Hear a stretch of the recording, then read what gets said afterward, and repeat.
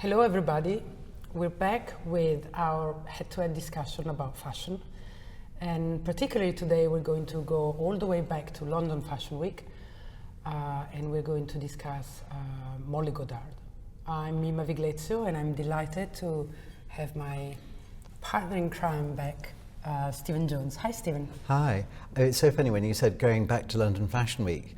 We were just talking beforehand about New York, which was a month ago. I mean, London seems like another lifetime. Yeah, it's so weird 3 weeks. how that month is actually the same season. You know, everybody was talking like a year ago with fast fashion. It's just a continuum now with shows popping up every so often. I mean, it'll be the cruise shows. Exactly. Men, couture, the season, the cruise, the Karl Lagerfeld taking people somewhere in the world. I was discussing this with a friend of mine the other day who doesn't work in fashion, and she probably sees it on Instagram, and she said to me, is there a fashion week every month? I said, well, yes, there is. I mean, somewhere in the world, you know, whether it's like Sao Paulo or Paris or Tokyo or and London Kiev. Seems another season, but actually it was Autumn-Winter 17, and we picked Molly because she's extraordinary. Yeah. She's shortlisted for the LVMH award prize. Fingers crossed. Yes, hopefully she'll be soon announced a finalist, and I really wouldn't mind for her to win. I think she deserves it. I think she had a fantastic show. Yeah. And she went from, what I like about her is that she went from the rave party of last season, of Spring-Summer 16, where girls were really jumping up and down as if they were in a club, to this very beautifully set out, very grown up dinner or lunch or breakfast, probably dinner table.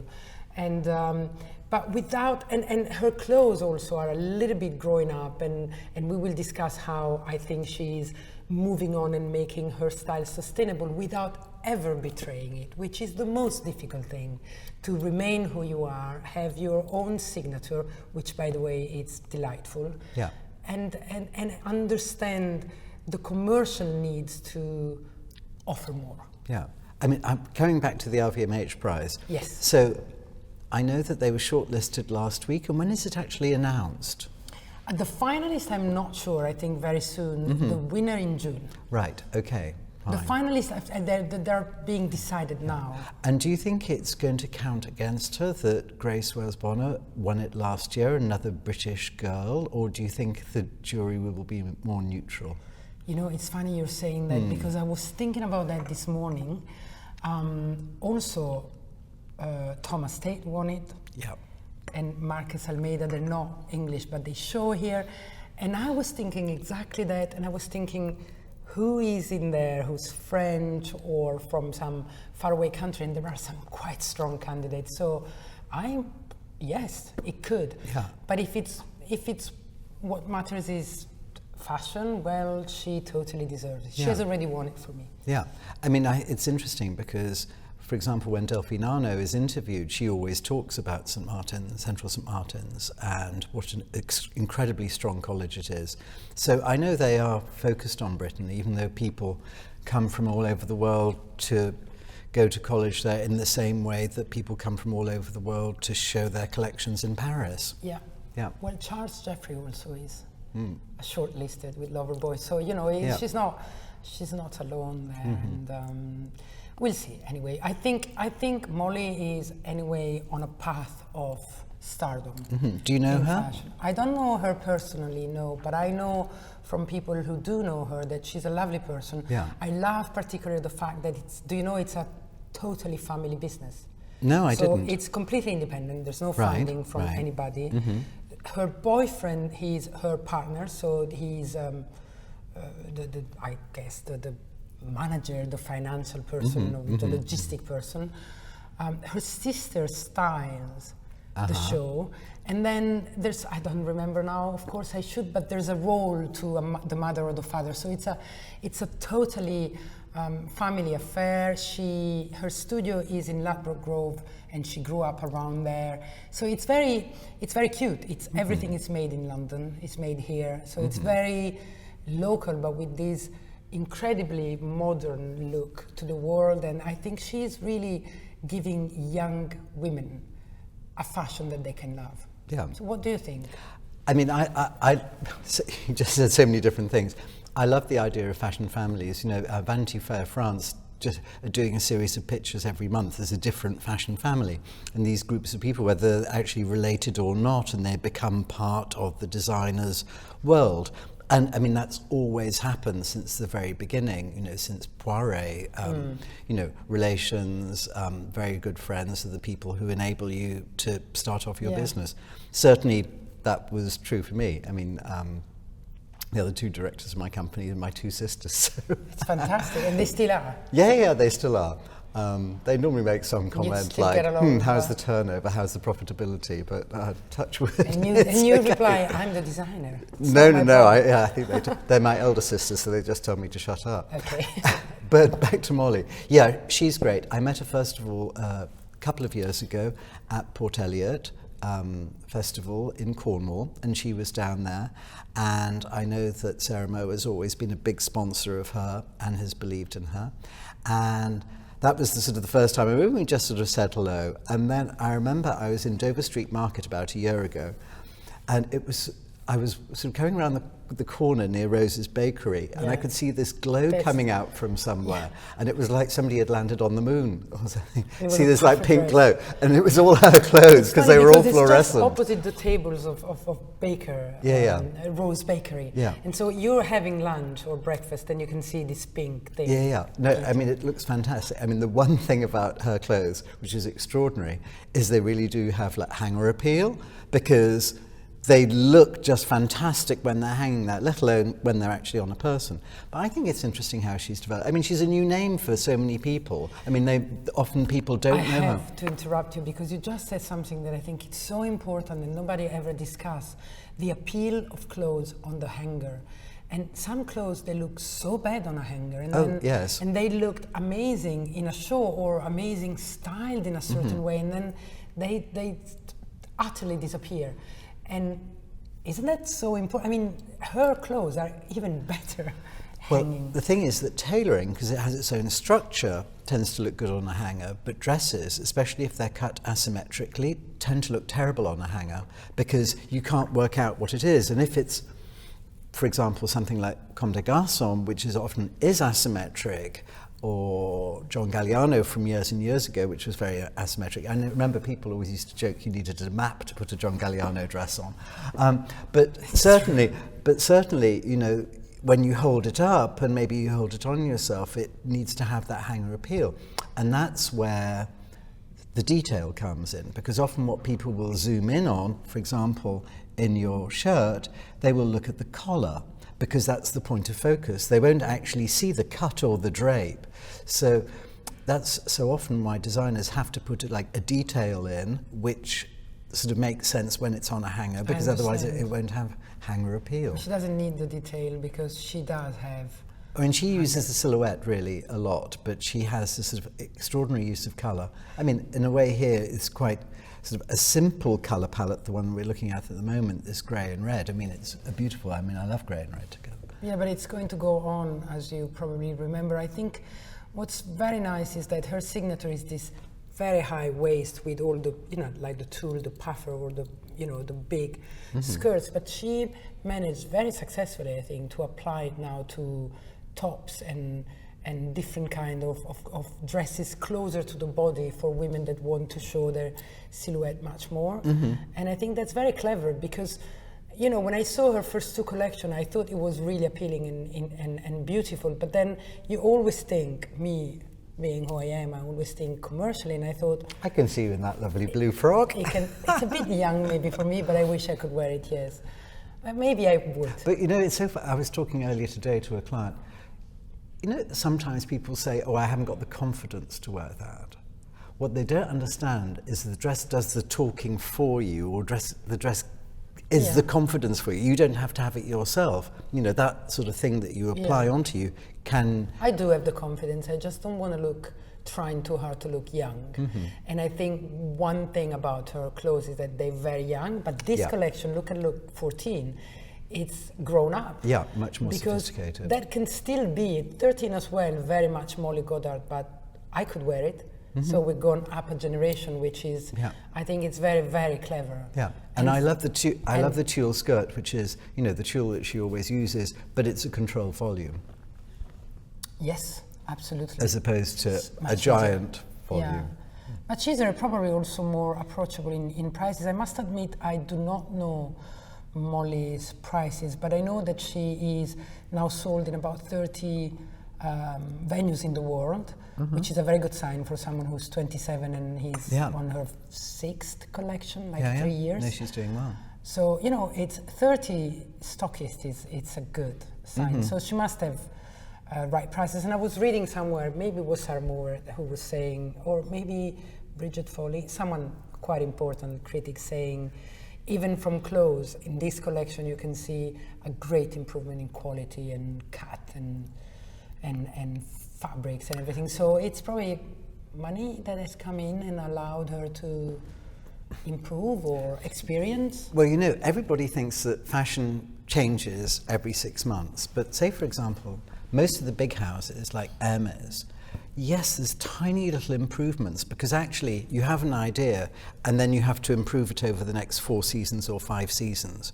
So, for example, when she started doing those net petticoats and net skirts, they were probably sort of thrown together and machined together very, very quickly. Now they have to be made very, very carefully. And because now they have a brand. Now they have a brand. Now she knows how to do it. I mean, this number 22, which is fantastic. Such a gorgeous dress. And embroidery, I love the color. Expensive. And the embroidery, and I love the embroidery on tulle and the placement and the way it's done with the little puff sleeves. I wish we could see that in movement because it was so great. Of course, the wonderful thing about these bell-shaped silhouettes is the movement. Last night I was at the Balenciaga exhibition, which opened last night in Paris. The Musée Bourdelle. The Musée Bourdelle, which is called Balenciaga Noir. It's all black.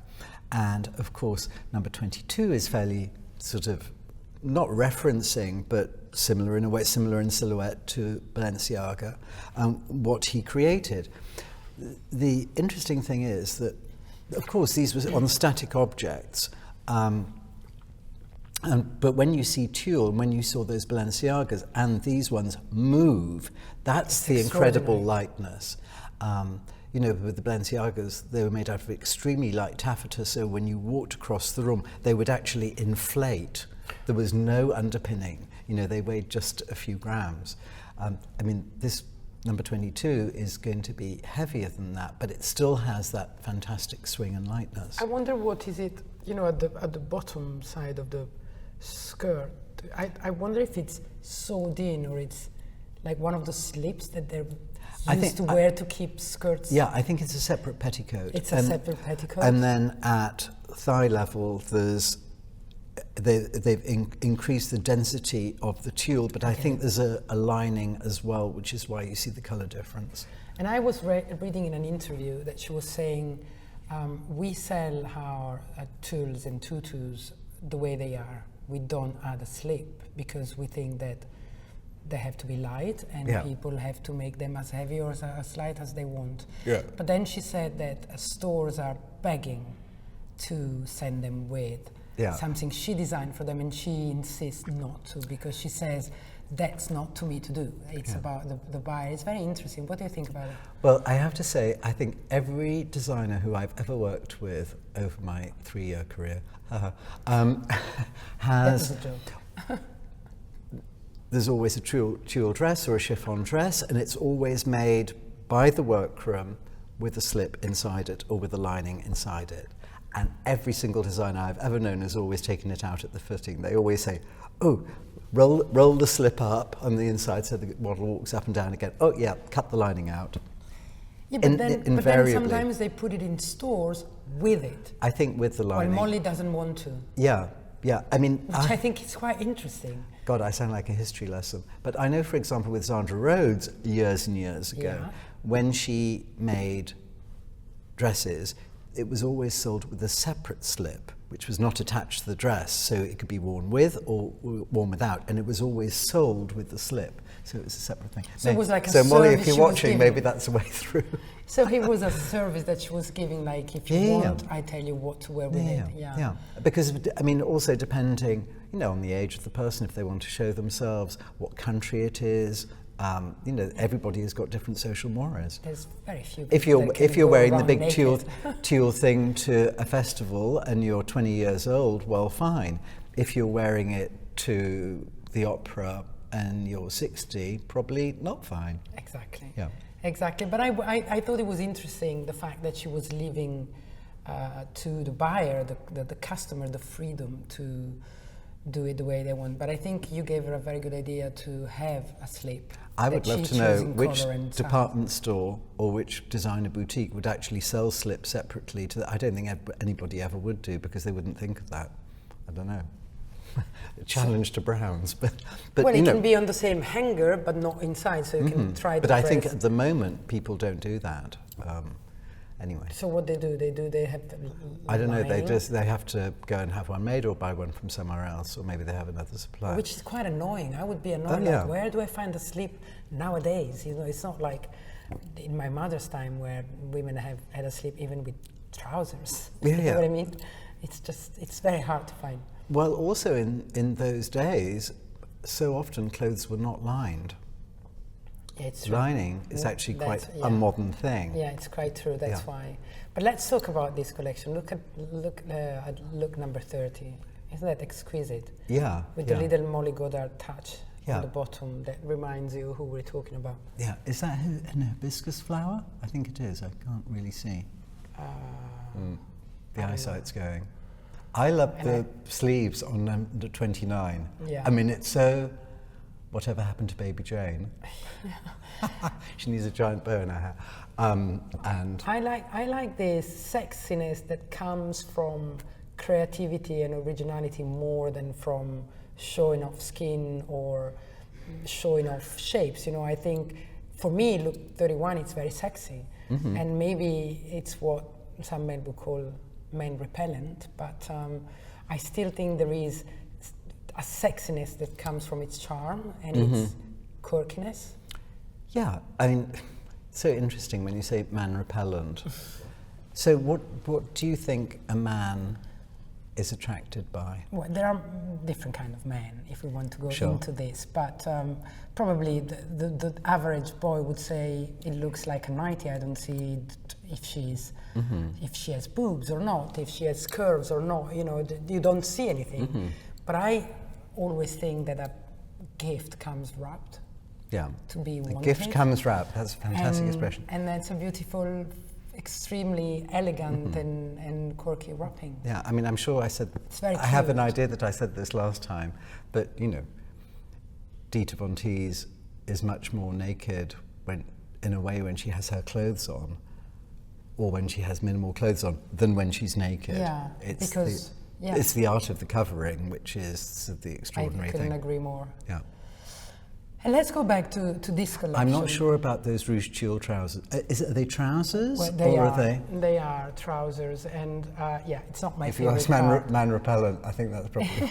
It's not my favorite part, but you know, I'm sure that we're not 22 years old girls who go clubbing, and we probably should ask to the girls here, but I'm sure they like it better than what you and I do. Yeah, I mean, We're not in Target.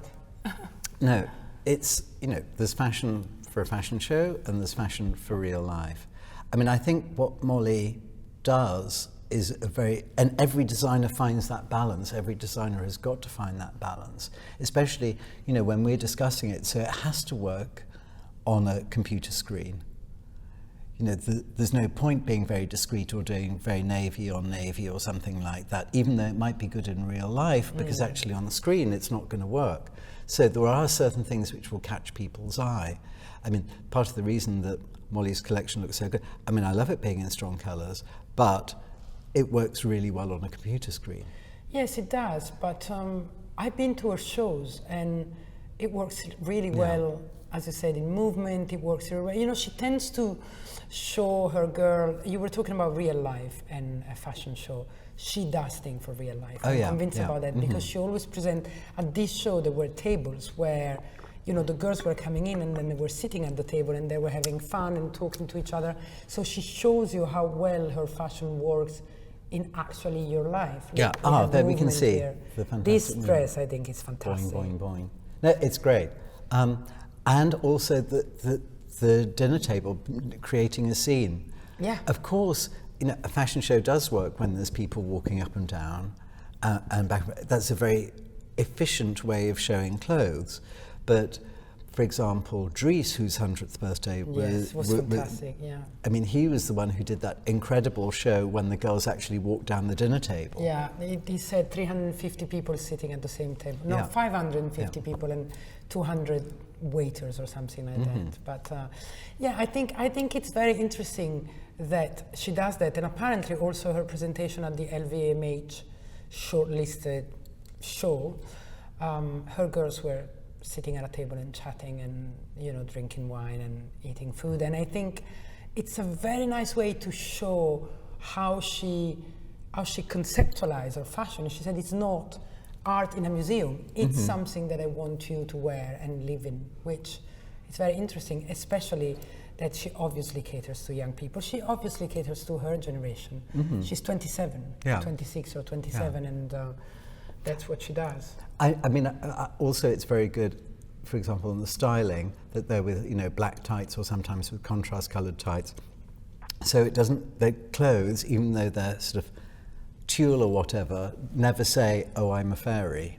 No, absolutely. It's not the little Can't believe princess. I said that. No, but it's true. You're right. That's a very interesting point, as usual. Yeah, they're never. It's never too sweet. And it's not a light-headed girl. These girls are clever. They know what they want. As you say, they're confident enough to wear that extraordinary blue dress. Yeah, I mean, if you think of who uses tulle in this way, and uses frills of tulle, I mean, Sarah Burton McQueen has done that. Giambattista Valli does that.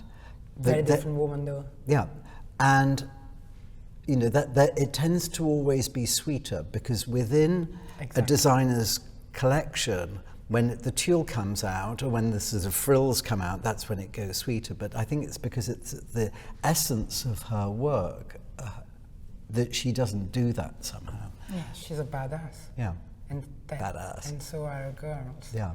But let me just tell me if there's something else that you loved in London. Did you follow London, or God, you were it's too still long in ago. New York? Or Well, I was still in New York because I was working on the Marc with Jacobs. Mark, so it's the last one. Yeah, and I came back on the Friday morning, and so then you I was came back showing. immediately. Yeah, so yeah, I actually left the evening of the show, later on the evening of the show. And then, because I do this thing called Hedonism, which is sponsoring young milliners or curating young milliners at London Fashion Week, I was working with them on the Friday afternoon. So no, I didn't see very much, I have to tell you the truth. So you didn't work on any show in London? I worked on Ryan Lowe, and in fact, when I came back, that was the thing that I had to check all those because that was on Saturday morning, I think it was. Yeah, I don't remember. And whether it was Saturday morning, and you know, it's funny because he's really into the sort of super sweet thing. I think we're seeing it right now. Yeah. It's but that sort of frill. But it's an interesting comparison. You know, they're almost like brother and sister, you know, in a funny way. This obviously is much, much sweeter. Yet the styling is harsher. Yeah. I mean, Molly's styling is more, I don't know what word to use not to say it wrong, but it's not sweet girl, but it's more towards the simple and beauty. This is harsher. This is more of a statement for the styling, right? Yeah, absolutely. I mean, they had the hair here, and this hair was done by Sam McKnight, I know. And it's very interesting how Molly uses colour. When I think of Raf and what Raf did at Jill Sander and the way that he used colours there, which was that very sharp blue or green with long wine. skirt, remember? Beautiful. Yeah. I mean, somehow her colour palette is a little bit like Raf at Jill, and the sort of sensibility of combining sweet and sour is also what he does. I mean, I don't think he's necessarily doing that at Calvin Klein, but maybe he will do. I don't know. Yeah. Yeah, I'd rather go into that because it's a whole head-to-head. It would be interesting to talk about Raf at Calvin Klein. Well, we can do. We will. can well, do. we don't have much time, but let's have a word about Raf at Calvin Klein. So we go even further back to New York. I mean, I think it was a very good collection. You know, it must I be. loved it, but I'm a bit biased. I cannot stop loving what Raf does. So, I mean, I love some things more than others, but you know, it's more of a natural fit than at Dior. Yet, I miss him. Yeah, it's a more natural fit than at Dior. I think what we saw in Calvin Klein was like a total confidence, a sort of an ease. That's what was so great, which is the hallmark of Calvin Klein, that sort of ease and that wearability. And, you know, that's what he really shows in his men's collections, is that like total authority. Yeah. And that's what Calvin Klein had about it, was a real authority in what he did do. And there's a simplicity as well. What he did particularly well is that he put a hint of Americana in it without making it cliche. Mm-hmm.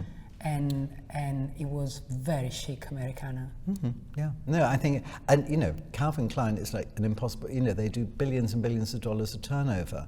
So it has to. And fragrances. Yeah, and it has to be successful. You know, it's, and from this collection, they will take everything else. I mean, already we've seen the advertising for the underwear, which is great and new and different. Very interesting, though, about the advertising for the underwear. You know, there's like 2 guys or 3 guys, and they're looking at a painting. Watching, a painting, looking at a painting.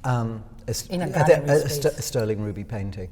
In a way, that way of showing the collection was quite similar to the advertising that he did for Dior.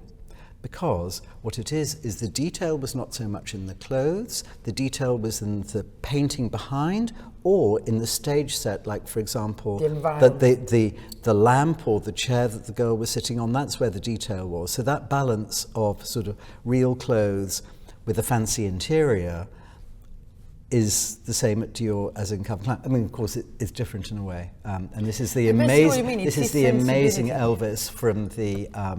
This is one of the best ads of the season, I think. I mean, it's so clever, and also, you know, it makes sense for Calvin. There's the underwear, there's the jeans, and then there's Raf. You know, a hint of refinement, intellectual refinement with the environment. I really thought it did a great job. It didn't start with a shock. It doesn't need that, as you say. He's very. No, well, Calvin is not about a shock at all. Calvin, but also he's not. You know, he's, as you said, you know, he has arrived somewhere. He doesn't need to, and it was exquisite. I think it was the best show of New York. Mm-hmm. Mm-hmm. And before saying, for me, but before saying goodbye to the people and give them appointment for Milan discussion, I just need a word on that incredible hat you're wearing. Well, this is an American hat, even though it's got the French flag in it. So this is a Tom Brown. This was a prototype. It's a coat. It's a sleeve, and it went like this, and then this is the cuff folded back up. And it was a prototype that we made, but didn't make it into a show. But it's a pity. Just very quickly back to Molly. I think she's got a real future, because you can see in her clothes there's that complete confidence and self-belief. And unless a fashion designer believes that they're like the best in the world and they're the answer to everything, they'll never make it. And I think somehow in her clothes you see that. There's a real conviction in what she does. And, you know, I hope those 30 stores support her and financially it works out. And if that does all happen, I think she'll have a great future. I think when you're sitting next to Rose Bakery on the top floor of Dover Street Market, where everybody goes, you have a very good start. Yeah, and you know, of course it's buyers who buy the clothes for Dover Street Market, but Ray checks everything. So it's Ray's choice that she's there. Good. Well, on these good words and great encouragement for Molly Goddard that we love, we can say see you next time. See you next time.